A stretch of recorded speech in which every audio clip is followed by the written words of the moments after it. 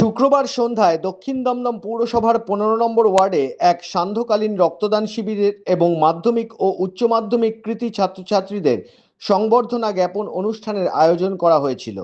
উদ্যোক্তা ছিলেন পুরপিতা দেবাশিস বন্দ্যোপাধ্যায় এবং এলাকার দুটি ক্লাব, বর্ণ পরিচয় এবং দাগা কলোনি দমদম মিলনী সংঘ। নেতাজি সংঘ অনুষ্ঠান গৃহে এই আয়োজন করা হয়েছিল। প্রায় ১০০ জন রক্তদাতা স্বেচ্ছায় রক্তদান করেন। রক্তদান শিবিরের পাশাপাশি দেবাশিস বন্দ্যোপাধ্যায় সারা বছর সমাজসেবামূলক কাজ করে থাকেন। এই অনুষ্ঠানকে কেন্দ্র করে উপস্থিত ছিলেন ১ থেকে ১৭ নম্বর ওয়ার্ডের বিভিন্ন পুরমাতা এবং পুরপিতারা। রক্তদান শুধু না, আমরা এখানে কৃতি ছাত্রছাত্রীদের সম্বর্ধনাও দিলাম। আমি একটা জিনিস মনে করি যে নাইবা হলাম মহামানব, করতে পারি একটা কাজ। আজ রক্তদানে একজন মানুষের জন্য রক্ত আমি দেবো। আজ একটা রক্তদান জীবনের সব থেকে সহজতম এবং শ্রেষ্ঠ দান।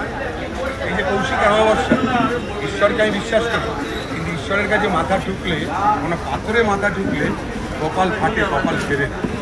কিন্তু রক্তদানে রক্ত দিলে মানুষও বাঁচে, মানবও বাঁচে।